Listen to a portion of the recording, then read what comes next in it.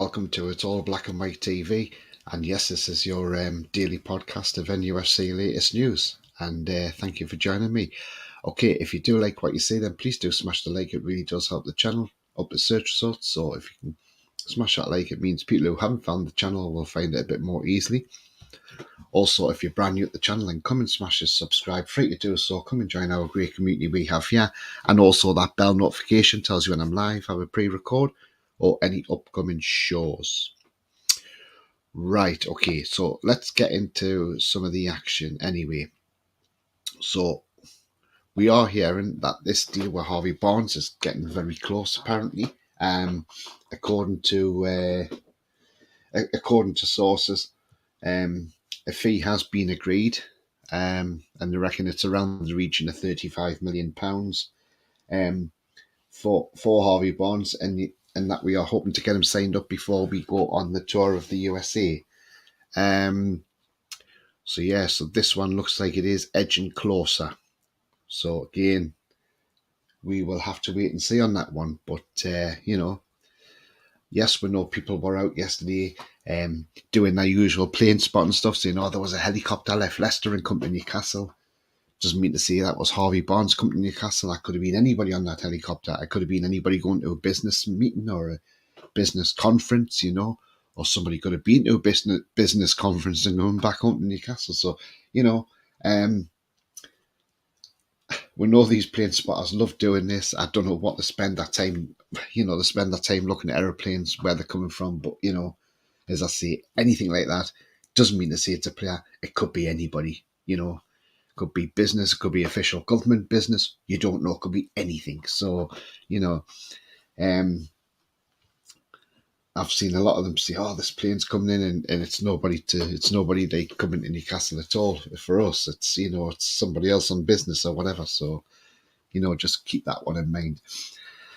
So, like I say, the Harvey Barnes situation seems to be the one that's going on at the moment.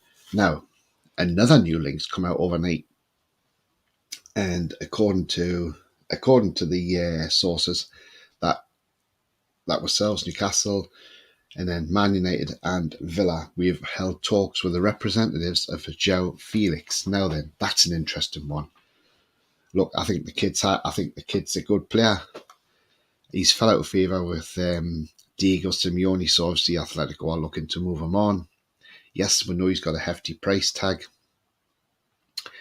But if we could do even a loan deal for the season and say, look, with an option to buy, then if he doesn't do it for this in the season, then you can just pack him back off to Atletico Madrid and say, no, thank you.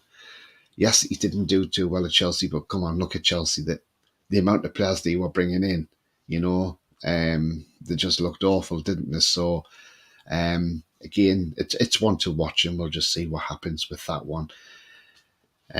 Also, it is being reported that apparently Man United boss Erik ten Hag is really upset that he's missed out on a couple of targets.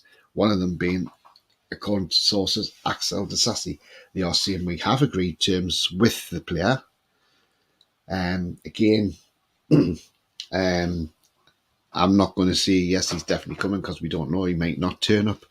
But again, if we have agreed terms with him, then yes, that's a great move. He's an absolute unit, and so again, we'll see if that one develops in the coming days as well. So I'm sure we could be talking to Monaco over a fee. So who knows? But again, that's one we will keep on. We'll just look at and see what happens in the coming days. Again, that could be one that does come through. Might not happen. We don't know. But again, it is just rumours at the moment with that one. Yesterday, we have seen latest that Aston Villa have bid 28 million for him. I think 28 million for him, I think that's a bit low. If that gets accepted, I'll be very surprised, because according to reports, Leverkusen want 51 million. So I think Aston Villa are well short of that target for that one.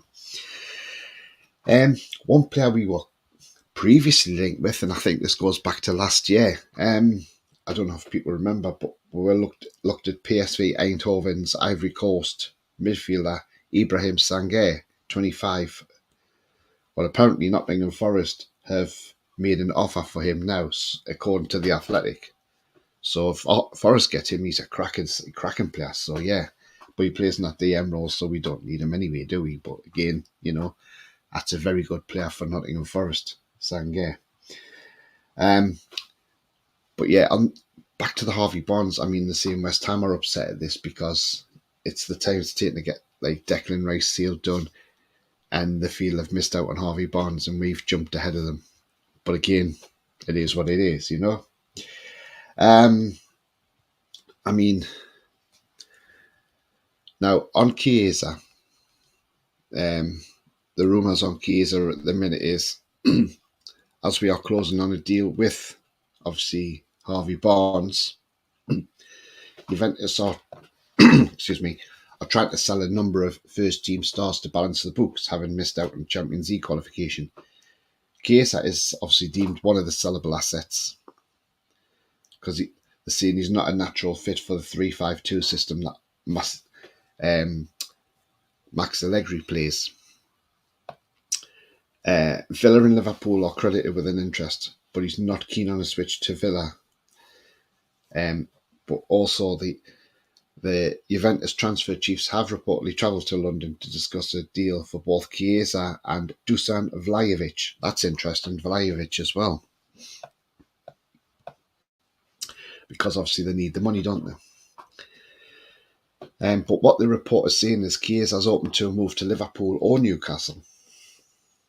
But there's no suggestion that any transfer is imminent for that at the moment, and he still has 2 years on his contract. I would think, if anything, I think we might just deal the march over Liverpool. Maybe because we got Tonali. So again, we'll see what happens with that one.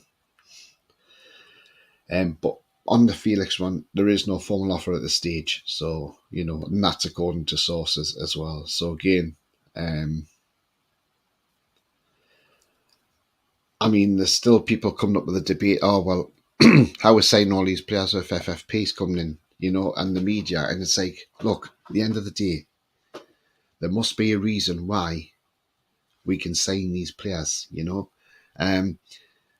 Our budget may be bigger than people actually think. And, so again, all these people coming out and saying, oh, we haven't got this, we haven't got that, we can't afford this, we can afford this. And thing is, what will balance the books out, because the new 3-year period's in now.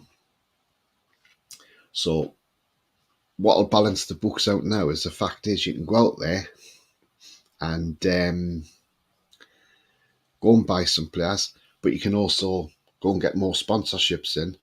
And when you get those sponsorships in, that'll even things up. So, it's not all doom and gloom. So,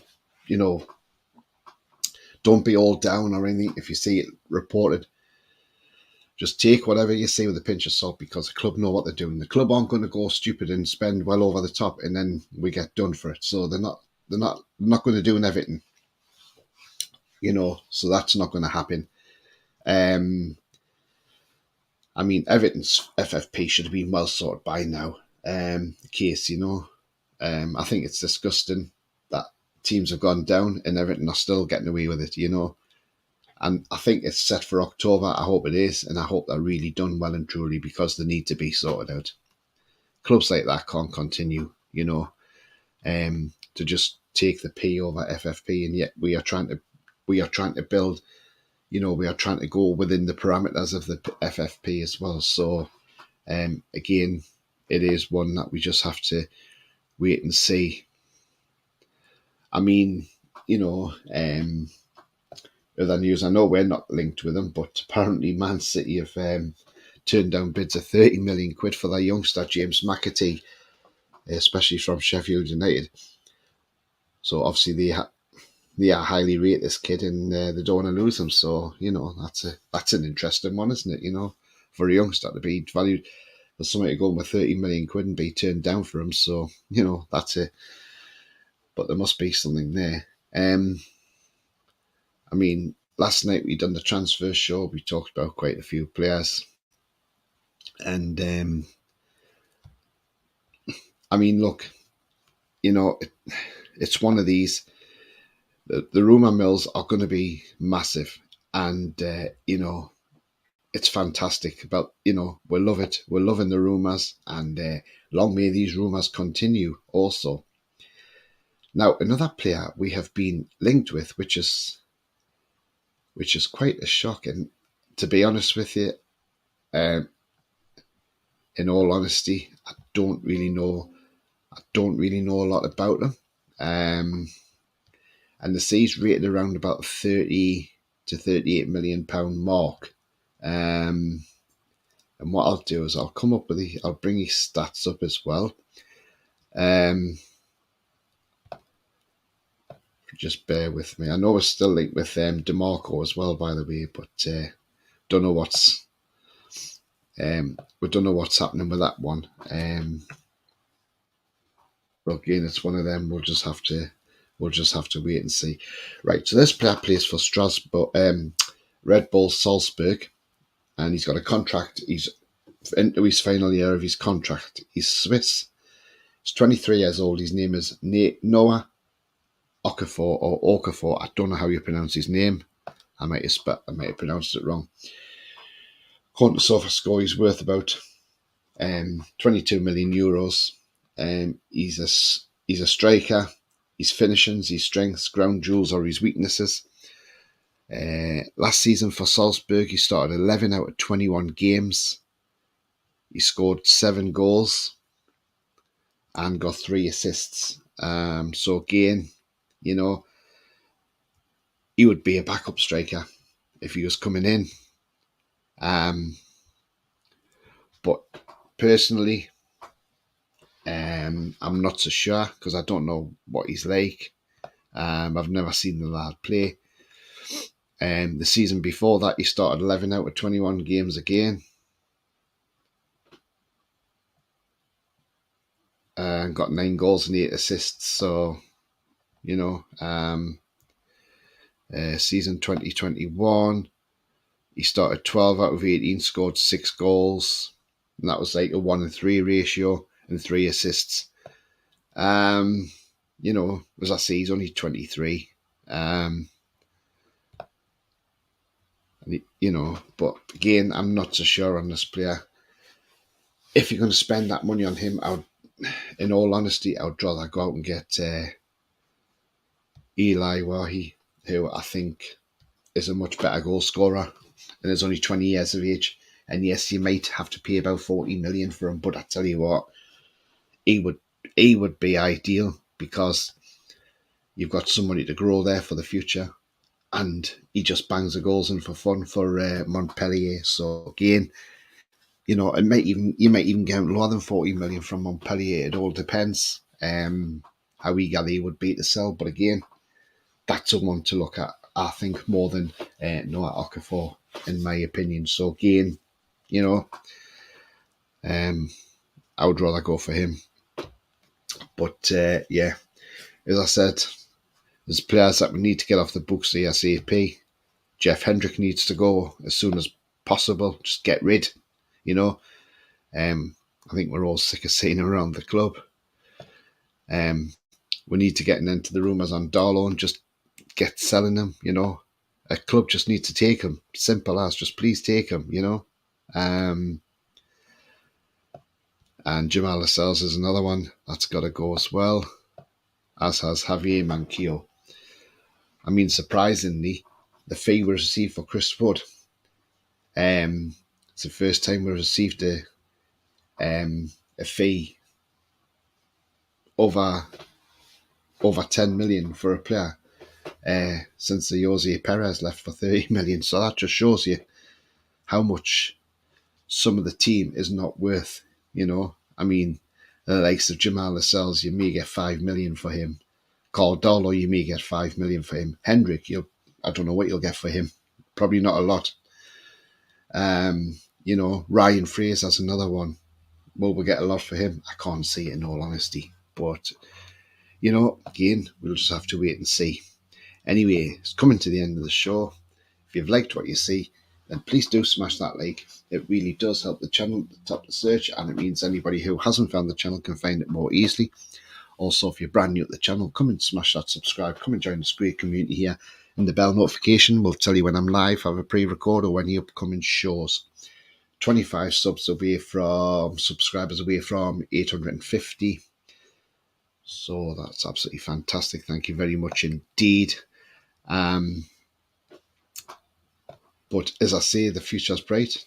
The future is definitely black and white. And I'll see you all later. But enjoy your day, whatever you're doing. And it's away the lads.